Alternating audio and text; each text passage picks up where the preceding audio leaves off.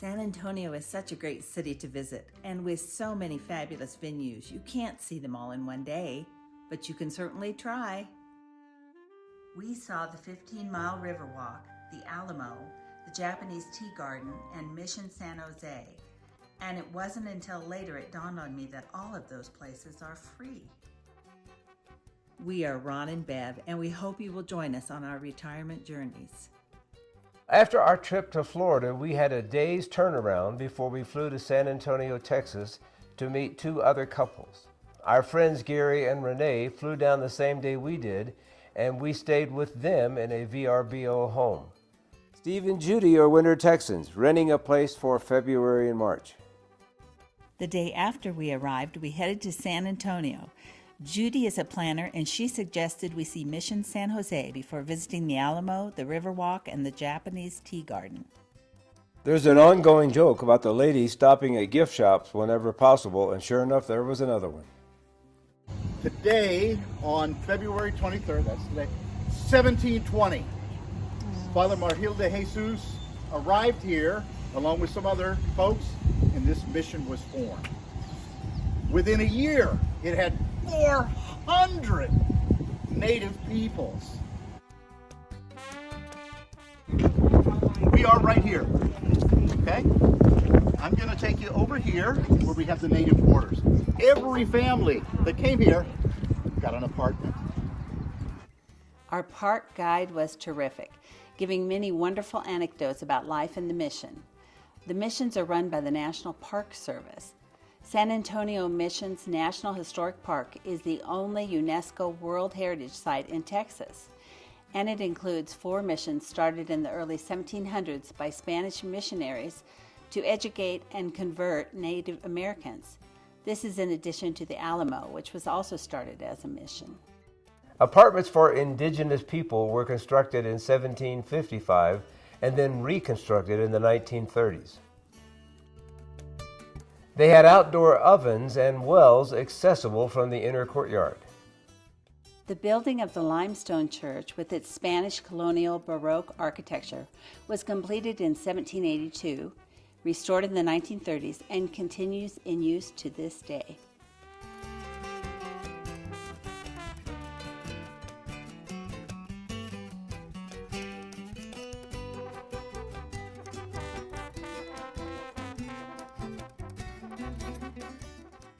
Mission San Jose, which we visited, was known as Queen of the Missions because of its size and beauty.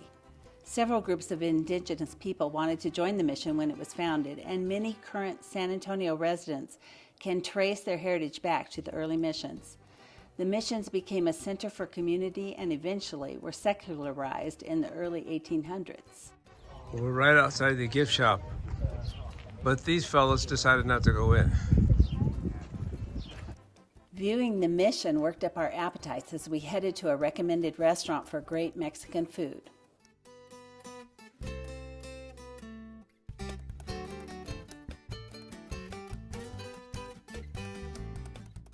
That's so cute.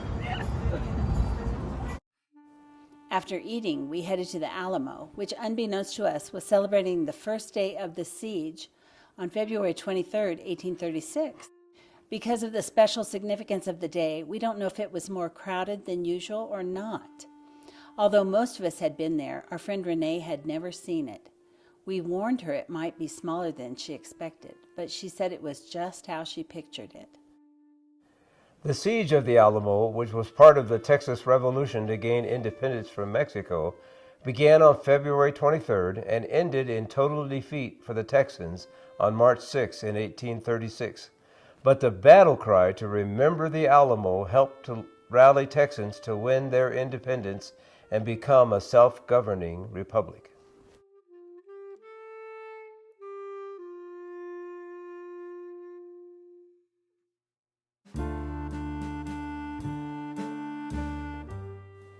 Because of the day we were there, we were able to see a Battle of the Alamo commemoration.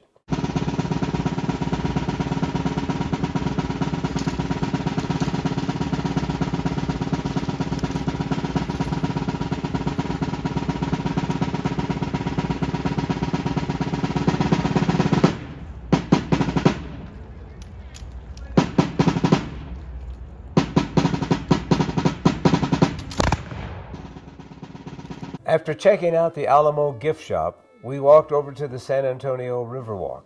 It's really nice that the Alamo and the Riverwalk are so close together, all located in the heart of downtown, with lots of restaurants, shops, hotels, and museums along the 15-mile-long waterway. There is lots to see and do. We definitely recommend taking a boat ride, which can be done through Go Rio Cruises.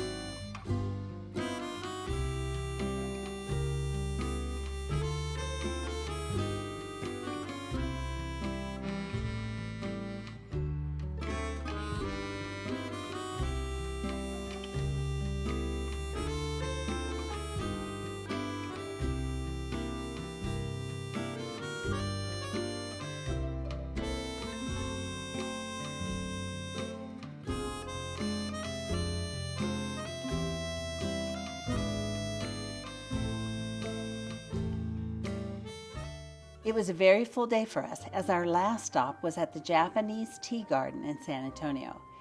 It reminded me of a mini version of Butchart Gardens in Victoria, Canada, but it was free. And it does have a similarity to the world-famous Butchart Garden because it was also started in an abandoned rock quarry by someone with vision.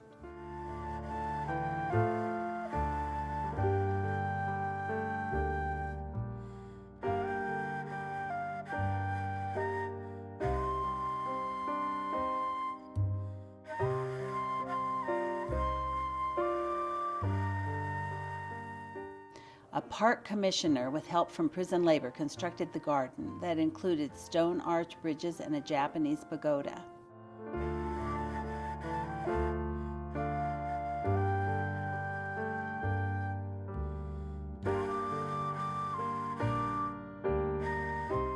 Right there. Yeah. That's bridles.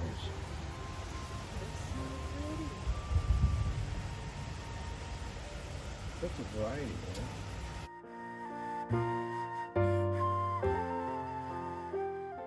We stopped for light refreshment at the Jingu House Cafe as they were closing, and a server told us some of the history. A Japanese-American artist and family who in 1926 were invited by the city to live there and tend the garden ran a lunch spot there, but were evicted in 1942 because of World War II. A Chinese-American family took over until the early 1960s. After wear and tear and much refurbishing by a public-private partnership, the garden had a grand reopening in 2008. The Jingu House Cafe is named for the Japanese family who invested so much effort in the property. Thanks for watching.